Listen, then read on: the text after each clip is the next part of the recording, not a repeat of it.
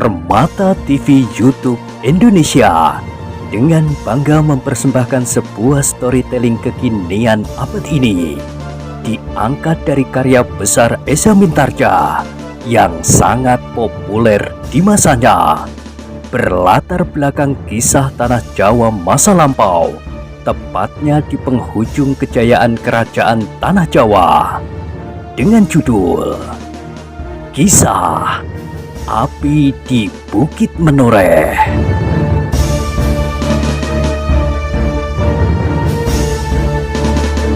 Pada kesempatan yang sangat baik ini, kita masuk pada episode yang ke-300. Selamat menikmati.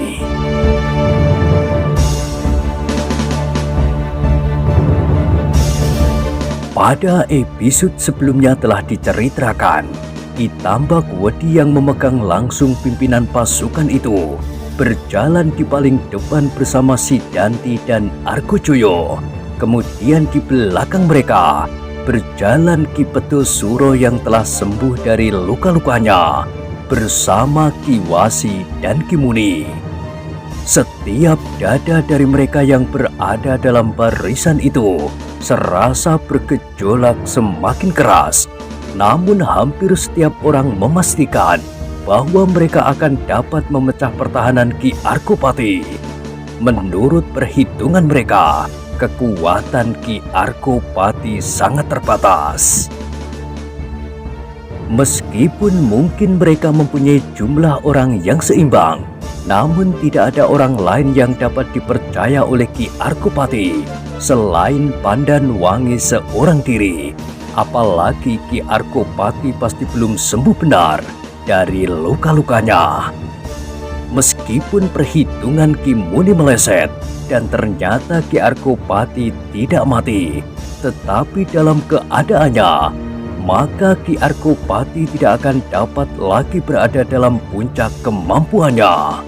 Sehingga bagaimanapun juga, maka untuk melawan Ki Tambak Wedi agaknya tidak mungkin lagi dapat dilakukan kalau ia dapat bertahan untuk beberapa lama.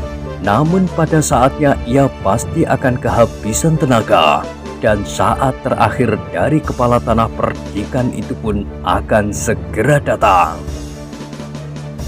Di perjalanan, Ki Tambak Wedi masih sempat memberikan beberapa petunjuk kepada Sidanti dan Argojoyo, bahkan juga kepada Ki Petusuro, Ki Wasi, dan Ki Muni.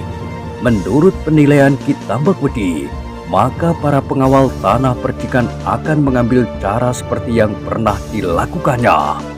Mereka akan membentuk kelompok-kelompok kecil dari mereka yang terpilih untuk melawan para pemimpin pasukan lawan. Kalau mereka tidak mempunyai orang-orang yang mampu dihadapkan seorang lawan seorang, maka kelompok-kelompok itulah yang akan mereka pasang untuk melawan pimpinan lawan. Untuk menghadapi kelompok-kelompok itulah, maka setiap pemimpin pasukannya pun harus membuat kelompok-kelompok yang serupa, sehingga pada saatnya orang-orang yang diperlukan dapat berdiri bebas dan dapat melakukan apa saja yang penting bagi mereka. Dalam hal ini, mencari korban sebanyak-banyaknya karena mereka telah bertekad untuk menghancurkan dan memusnahkan lawan mereka tanpa seorang pun yang akan mendapat perlakuan khusus. Mereka yang mendapat petunjuk itu mengangguk-anggukkan kepalanya. Terbayang di kepala mereka apa yang dapat mereka lakukan. Sebentar lagi, senjata-senjata mereka akan menari-nari dalam bujana yang menggairahkan. Dan mereka telah mulai menghitung-hitung korban yang akan dapat mereka binasakan. Semakin dekat iring-iringan itu menjadi semakin bernafsu. Bahkan ada di antara mereka yang seolah-olah tidak dapat menahan diri lagi. Sambil meraba-raba hulu senjatanya, seseorang berdesis, "Kenapa kita berjalan terlampau lambat?" Kawan yang berjalan di sampingnya berpaling, tetapi ia tidak menjawab.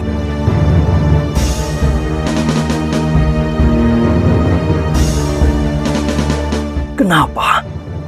Orang yang pertama mendesak, tetapi orang yang kedua masih tetap berdiam diri. Aku sudah tidak sabar lagi untuk menumpas orang-orang bodoh yang tidak tahu diri itu. Gumam orang yang pertama. Orang yang kedua menarik nafas dalam-dalam. Kemudian dengan nada yang dalam ia berkata, "Apakah kau mau menolongku?" "Kenapa? Apakah kau dalam kesulitan?" "Tidak, tetapi aku ingin minta kau diam. Hanya itu." Orang yang pertama mengerutkan keningnya, wajahnya menjadi merah sesaat, namun kemudian ia bergeramang tidak menentu. Keduanya kemudian diam, tetapi sebenarnya lah bahwa orang yang kedua sedang dirisaukan oleh keadaan yang bakal dihadapinya. Seperti si Danti, ia mempunyai seorang saudara, bahkan seayah dan seibu yang berada di dalam lingkungan pasukan pengawal tanah perdikan yang setia kepada Argopati. "Kakang memang orang bodoh," ia berdesis di dalam hatinya. Ia tidak mau mendengar nasihatku. Sekarang ia menghadapi kehancuran. Orang itu menggigit bibirnya. "Sepeninggal ayah, aku seolah-olah telah menjadi bebannya.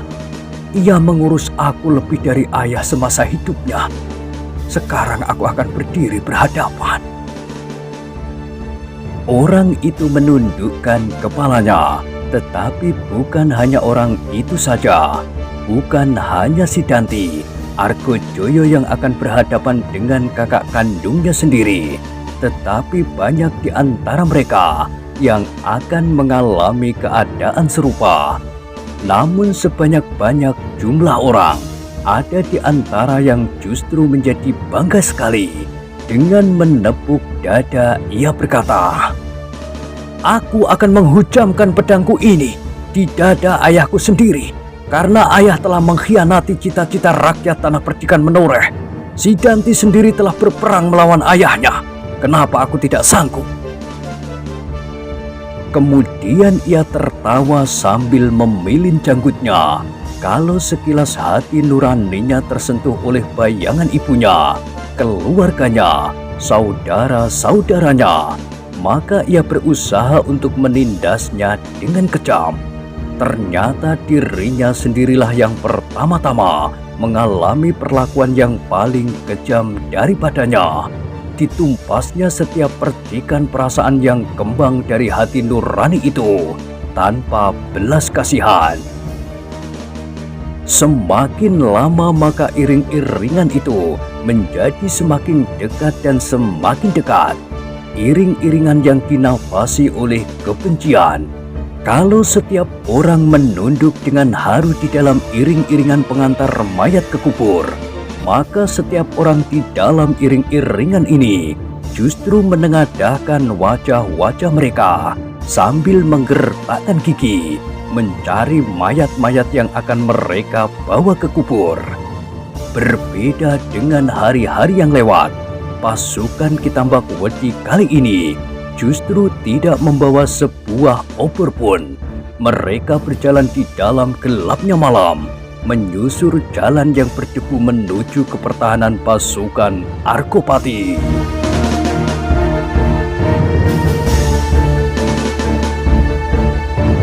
Sementara itu, para pengawal di pusat pertahanan pasukan Argopati pun telah siap menyambut kedatangan lawan mereka. Apalagi ketika mereka melihat di kejauhan beberapa pucuk panah api melontar ke udara.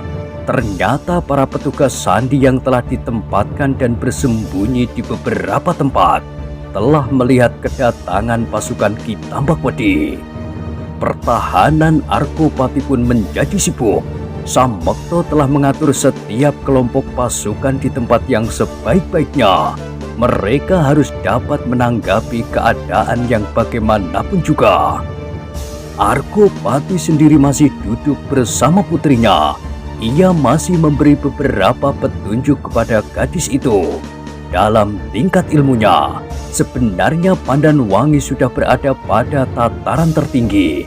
Namun ia masih memerlukan pengalaman dan penghayatan yang cukup agar ilmunya dapat dicernakannya di dalam dirinya, kemudian mengalir seperti air dari sumbernya. Seperti yang telah kita setujui bersama Pandan Wangi, berkata ayahnya, kali ini kau harus membantu aku menghadapi Ki Tambak Wedi.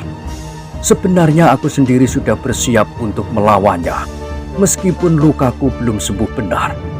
Tetapi keadaanku telah cukup baik. Obat yang diberikannya kepadaku itu benar-benar bekerja di luar dugaan. Namun keadaanku masih meragukan. Beberapa orang menasihatkan agar aku tidak menghadapinya sendiri. Maka kaulah yang aku pilih untuk bertempur bersamaku. Pandan Wangi tidak menyahut, tetapi kepalanya tertunduk dalam-dalam.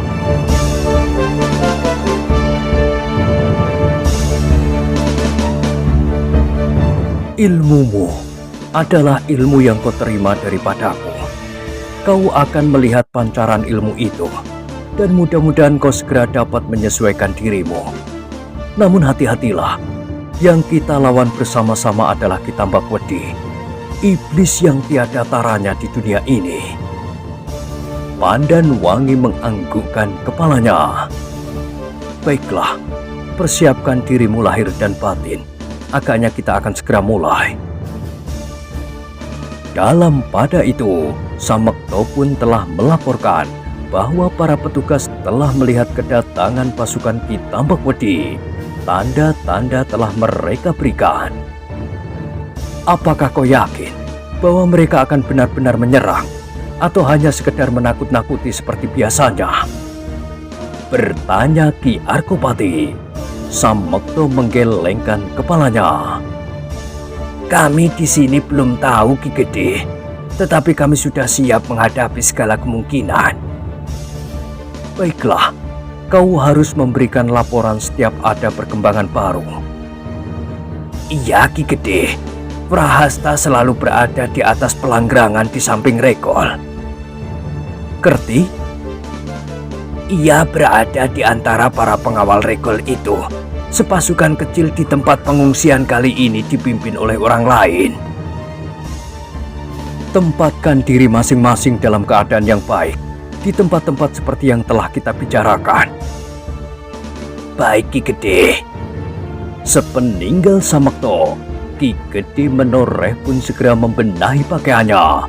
Sebuah bayangan yang kelam melintas di kepalanya. Hari depan tanah ini. Tanpa sesadarnya Ki Gede berdesah, kenapa tanah perdikan yang dibinanya ini harus mengalami benturan di antara kadang sendiri, sehingga mengguncang seluruh tata kehidupan yang ada di dalamnya. Aku tidak dapat selalu menyalahkan orang lain, berkata Ki Gede itu di dalam hatinya. Kalau aku mampu mengikat setiap hati dari rakyat Menoreh, betapapun mereka dibujuk dan dihasut, mereka tidak akan berpihak kepada orang lain. Tetapi ternyata bahwa sebagian dari rakyat Menoreh tidak dapat bertahan di tempatnya. Mereka telah berpaling kepada janji-janji yang diberikan oleh orang lain. Dan itu pertanda bahwa perbawa dan pengaruhku sebagai pengikat tanah ini masih jauh daripada sempurna. Sekilas Pandan Wangi menatap wajah ayahnya yang suram. Ia tahu bahwa ayahnya sedang diliputi oleh kabut penyesalan. Karena itu, Pandan Wangi tidak mengganggunya. Bahkan ia sendiri dengan bersusah payah sedang berusaha mengatasi gejolak di dalam dadanya. Apakah pada suatu saat aku akan berhadapan dengan Kakang Sidanti atau dengan Paman Argojoyo? Pandan Wangi menarik nafas dalam-dalam, tetapi menurut ketentuan yang telah disetujui bersama, ia tidak akan berhadapan dengan keduanya. ia harus mendampingi ayahnya melawan Ki Tambakwedi. Dada Pandan Wangi menjadi berdebar-debar. Ia mengerti benar siapakah Ki Tambakwedi, dan sebentar lagi ia harus bertempur melawannya meskipun di samping ayahnya. Sekali-kali dipandanginya kedua orang yang duduk diam sambil menimbang cambuk. Yang seorang kadang-kadang tersenyum-senyum sendiri, sedang yang lain mengangguk-anggukkan kepalanya. Agaknya mereka sedang merenungi jenis senjata yang berada di tangan mereka. Apakah Ki Honggopati dan Ki Diposongo dapat memenuhi harapan kita bersama? Pertanyaan itu selalu mengganggu perasaan Pandan Wangi. Tetapi keduanya adalah prajurit-prajurit Pajang. Mudah-mudahan mereka dapat menempatkan dirinya. Tetapi lawan yang dihadapinya kali ini adalah orang-orang yang tangguh. Dalam pada itu, di Pategalan tidak terlampau jauh dari padukuhan itu, sepasukan pengawal tanah perdikan menoreh yang lain, sedang menunggu pula perkembangan keadaan. Mereka pun telah melihat tanda yang melontar di udara, dan mereka pun hampir menjadi yakin bahwa malam ini mereka harus bertempur mati-matian. Di antara mereka, gembala tua dan kedua anak-anaknya duduk sambil berbicara tentang berbagai kemungkinan bersama para pemimpin kelompok pasukan menoreh. Namun mereka menjadi tercengang-cengang ketika gembala tua itu mengambil sesuatu dari kantongnya, kemudian melekatkannya di bawah hidungnya. Hei, apakah itu, Kiai? Bertanya seseorang. Apakah kumis Kiai sendiri tidak dapat tumbuh? Gembala tua itu tersenyum. Jawabnya, aku mengharap dengan kumis setebal ini, aku menjadi lebih garang. Sehingga apabila aku bertemu dengan lawanku nanti, sebelum aku mulai bertempur, mereka telah lari terbirit-birit. Betapa dada mereka dicekam oleh ketegangan, namun beberapa di antara mereka sempat juga tertawa berkepanjangan. Salah seorang dari mereka berkata, begitu mudahnya, Kiai. Bagaimana kalau kita semua memakai kumis palsu sebesar itu? Apakah musuh kita nanti akan segera menarik diri sebelum bertempur? Kawan-kawannya serentak tertawa pula. Gembala tua itu pun tertawa. Apakah akan kita coba? Bertanya gembala itu. Mereka pun tertawa semakin keras. Sementara orang tua itu telah melekatkan kumisnya dengan perekat yang dibawanya di dalam kantong ikat pinggangnya. Apakah kumis itu nanti tidak akan rontok? Bertanya yang lain. Kalau terjadi demikian, maka musuh yang telah lari itu akan segera datang kembali. Gembala tua itu masih saja tertawa. Jawabnya, perekatku ini adalah sebangsa getah yang sangat baik. Kalau tidak dihapus dengan minyak, aku kira sampai 3 hari masih akan melekat juga. Orang tua itu berhenti sejenak. Lalu katanya, siapakah yang akan mencoba? Ah, lebih baik tidak. Jawab yang lain lagi. Kalau kawan-kawanku tidak mengenal aku lagi, maka jangan-jangan leherku akan dicekiknya sendiri. Gembala tua itu tertawa. Kemudian diberikannya sepasang jambang kepada Kupolo. Kau pakai jambang ini, wajahmu terlampau kekanak-kanakan. Dengan jambang ini, kau bertambah dewasa dan mempunyai kesan seorang pengawal. Kupolo tidak menyahut. Diterimanya saja sepasang jambang itu, kemudian dilekatkannya di kedua pipinya. Kau mirip seorang pemimpin perampok, desis Gupito. Kupolo mengerutkan keningnya. Tetapi kemudian ia pun tertawa. Katanya, apakah yang harus dipakai oleh Kakang Gupito supaya wajahnya tidak sesayu itu? Janggut, kau pakai janggut bercabang ini, kesannya akan sangat menakutkan. Gupito mengangguk-angguk. Meskipun ia tidak begitu senang, tetapi dipakainya juga janggut itu. Ia mengerti benar maksud gurunya. Kenapa mereka harus memakai bermacam-macam samaran itu? Dalam hiruk-pikuk pertempuran, maka samaran yang sepintas sudah akan mengaburkan bentuknya yang sebenarnya. Orang-orang yang melihat mereka bertiga itu pun tidak dapat menahan tertawa mereka. Bahkan salah seorang berkata, apakah kalian tidak yakin kepada kemampuan kalian sendiri? Sehingga kalian memerlukan segala macam permainan itu. Kenapa kalian tidak memakai topeng raksasa atau topeng jin sama sekali?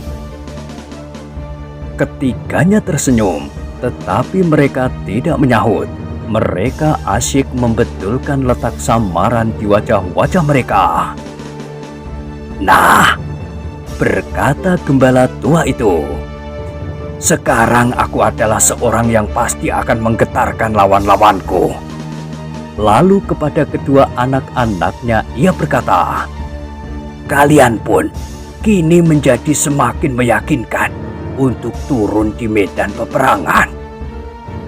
Kupolo dan Gupito tersenyum. Betapa kecut senyumnya. Mereka harus menyesuaikan diri dengan sifat gurunya, sehingga karena itu, maka mereka pun tidak dapat berbuat lain daripada mengotori wajah-wajah mereka dengan sebangsa ijuk yang lembut itu dan membiarkan orang yang melihatnya tertawa berkepanjangan. Namun suara tertawa mereka itu pun segera terputus ketika pengawas yang ada di luar pategalan berkata lantang, "Hei, lihat!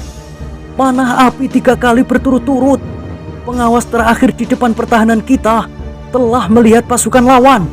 Agaknya pasukan kita Mbakwedi sudah dekat." Gembala tua itu segera berdiri dan berjalan keluar pategalan. Tetapi ia sudah tidak melihat panah api 3 kali berturut-turut itu. Kali ini agaknya kita Mbakwedi mempergunakan gelar yang lain dari yang dipakainya sehari-hari, gumam gembala tua itu. Kali ini mereka sama sekali tidak membawa obor. Gupito dan Kupolo yang berdiri di sampingnya mengangguk-anggukkan kepala mereka. Iya. Hampir bersamaan keduanya menyahut. Kalau begitu, kita harus segera bersiap. Mungkin kita harus segera berbuat sesuatu. Pemimpin pasukan kecil itu pun segera mempersiapkan diri mereka. Agaknya pasukan kita Mbakwedi telah menjadi semakin dekat. Setiap saat akan dilihatnya tanda-tanda dari padukuhan itu bahwa mereka harus mulai bergerak. Kupolo dan Gupito pun telah mempersiapkan diri mereka. Tetapi kali ini mereka tidak bersenjata cambuk. Meskipun cambuknya tidak lepas dari lambungnya, namun di peperangan nanti mereka harus bersenjata pedang. Sudah agak lama aku tidak berpedang lagi, desis Kupolo sambil menimang-nimang pedangnya. Apalagi pedang ini terlampau kecil. Tidak, bukan pedang itu yang terlampau kecil, tetapi pedangmu yang bertangkai gading itulah yang bukan pedang biasa. Kupolo mengerutkan keningnya. Ia lalu menarik pedangnya dan mempermainkan sejenak. Diputar-putarnya pedang di tangannya sambil berdesis, "Mudah-mudahan aku masih mampu menggerakkan pedang." Tetapi kemudian ia pun tersenyum ketika ia melihat gurunya mengawasinya. "Tanganku menjadi kaku," desisnya. "Hanya sebentar, nanti akan segera biasa kembali. setelah kau menggerakkannya beberapa lama, jawab gurunya. Asal saat yang sebentar itu bukan berarti kesempatan bagi lawan untuk membelah dada ini, desis Kupolo. Gurunya mengerutkan keningnya. Jawabnya, tanpa senjata pun kau harus siap maju ke medan perang. Kupolo menarik nafas dalam-dalam, tetapi ia tidak menyahut lagi. Dilontarkannya pandangan matanya ke dalam gelapnya malam. Sambil menyarungkan pedangnya, ia berdesis, di sana nanti akan meloncat panah-panah api yang akan memberikan tanda-tanda kepada kita. Gurunya pun kemudian memandang ke dalam pategalan itu pula. Namun sejenak kemudian ia melangkah masuk lagi ke dalam pategalan. Aku akan menunggu sambil duduk. Waktu yang kita nantikan tidak terbatas. Mungkin sampai tengah malam Kitambak Wedi baru mulai bergerak. Bahkan mungkin tidak sama sekali. Gupito dan Kupolo pun mengikutinya pula. Sejenak Gupito masih menggerakkan pedangnya. Namun sejenak kemudian pedang itu disarungkannya pula. Tanda yang terakhir itu ternyata telah dilihat pula oleh Wrahasta di atas pelanggerangan di samping regol darurat. Karena itu, maka setiap orang di dalam lingkungan pertahanannya harus segera mempersiapkan dirinya. Semua peralatan telah diperiksa dan semua dada telah menjadi berdebar-debar. Ki Argopati yang telah mendengar laporan tentang tanda itu pun menjadi berdebar-debar pula. Sekali-sekali dipandanginya wajah putrinya yang menunduk. Kemudian wajah-wajah pemimpin-pemimpin pasukannya. Akhirnya ditatapnya kedua wajah orang-orang baru yang tenang dan meyakinkan, Honggo Pati dan Diposongo. Meskipun kemampuan orang-orang itu masih belum dapat dipercaya sepenuhnya, namun kehadirannya telah memperingan tugasnya dan ia berterima kasih kepada Sutowijoyo yang bergelar Mas Ngabei Loreng Pasar yang telah mengirimnya kemari. Samekto pun kemudian telah berada di depan regol pula. Dipandanginya kegelapan malam yang terhampar di hadapannya. Tetapi ia tidak melihat sesuatu. Ternyata Kitambak Wedi benar-benar ingin merayap mendekati pertahanan itu tanpa diketahui oleh lawan-lawannya.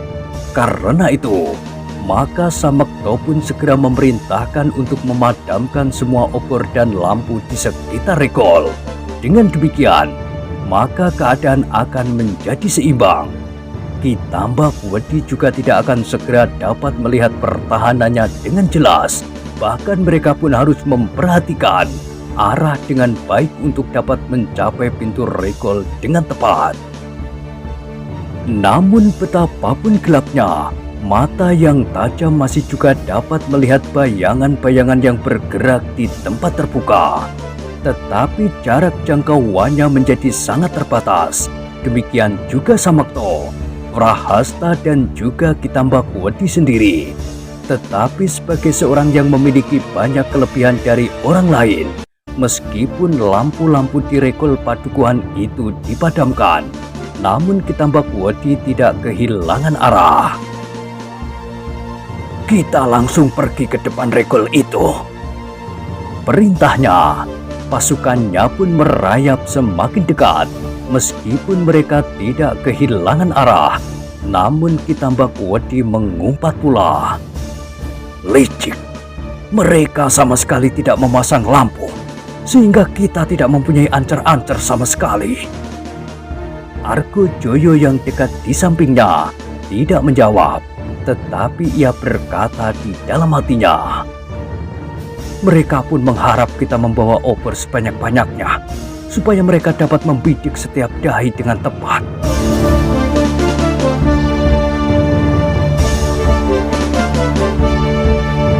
Pasukan Kitambak Wedi itu semakin lama menjadi semakin dekat. Namun betapapun juga mereka merayap dengan hati-hati. Tetapi akhirnya batang ilalang yang bergerak-gerak itu dapat juga dilihat oleh Wrahasta dan Samekto. Samekto terkejut ketika tiba-tiba saja pasukan Ki Tambakwedi itu telah berada beberapa puluh langkah daripadanya. Karena itu, maka dengan tergesa-gesa ia segera masuk ke dalam regol dan menutupnya kuat-kuat. Sejenak kemudian, telah tersebar kepada setiap pemimpin kelompok pasukan pengawal tanah perdikan menoreh bahwa musuh telah berada di depan hidung mereka. Karena itu, maka semua pasukan telah bersiap di tempatnya masing-masing dengan kelengkapannya masing-masing pula. "Awasi mereka, Wrahasta," berkata Samekto kepada Wrahasta yang masih berada di tempatnya. "Aku akan menemui Ki Gede." "Baik," jawab Wrahasta. "Aku akan memberitahukan apabila ada perkembangan yang cepat." Samekto kemudian pergi sendiri menemui Ki Gede Menoreh dan melaporkan apa yang dilihatnya. Meskipun tidak begitu jelas, tetapi agaknya Ki Tambakwedi telah benar-benar mengerahkan segala kekuatan yang ada padanya. Pasukan segelar sepapan kini telah berada di hadapan regol induk. Ki Argopati mengangguk-anggukkan kepalanya. Kini benar akan terjadi benturan di antara mereka. Siapapun yang akan menang, maka artinya tidak akan jauh berbeda. Kekuatan menoreh akan jauh menjadi susut. Meskipun demikian, Ki Argopati tidak dapat melepaskan kekuasaannya begitu saja, justru untuk kepentingan hari depan tanah perdikan ini. Apakah jadinya apabila tanah ini dikemudikan oleh orang-orang seperti Ki Tambakwedi itu? Katanya di dalam hati, dan justru karena itulah maka ia bertahan mati-matian. Bukan untuk kepentingan pribadinya, tetapi untuk tanah perdikan ini sendiri. Ki Argopati pun kemudian mempersiapkan dirinya. Diperiksanya sekali lagi kain pembalut lukanya yang dipasang oleh gembala tua itu. Kemudian obat yang diberikannya untuk mengatasi keadaan yang parah meskipun hanya berlaku untuk sementara. "Rasa-rasanya aku sudah sembuh benar-benar," desisnya. "Tetapi ayah masih belum sembuh dan belum pulih seperti sedia kala," Pandan Wangi memperingatkan.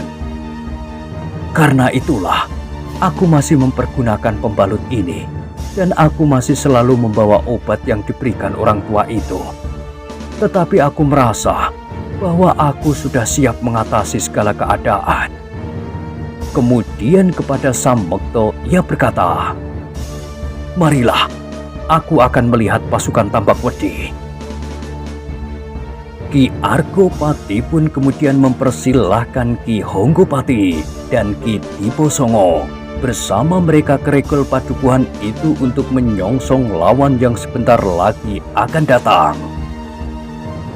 Honggopati dan Diposongo pun kemudian mengikutinya. Namun di halaman Honggopati berbisik, "Aneh-aneh saja orang tua yang menyebut dirinya gembala itu. Kenapa aku harus bertempur dengan senjata semacam ini? Aku tidak biasa mempergunakan senjata lentur, meskipun aku diwajibkan dapat mempergunakan segala macam senjata." Diposongo tersenyum sambil menimang cambuknya. Ia berkata, "Apabila terpaksa, apa boleh buat? Cambuk ini akan aku letakkan, dan aku akan bertempur dengan pedangku ini."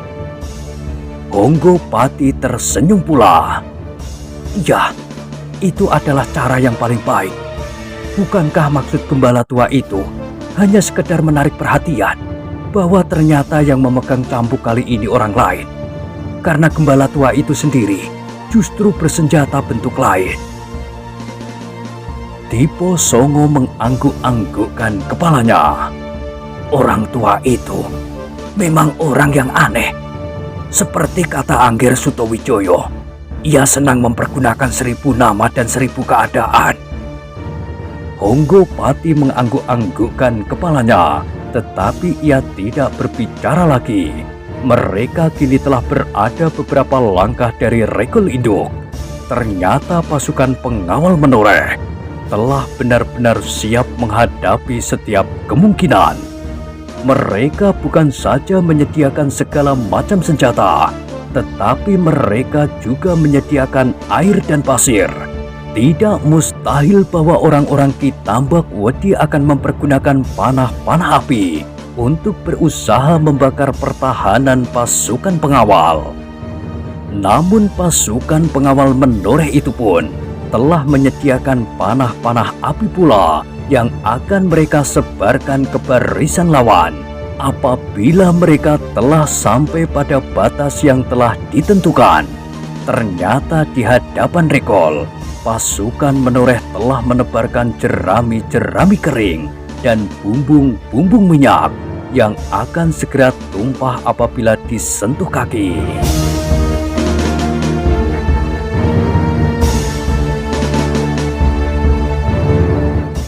Nah, bagaimanakah kisah selanjutnya? Silahkan ikuti terus kisah Api di Bukit Menoreh pada episode berikutnya. Sampai jumpa.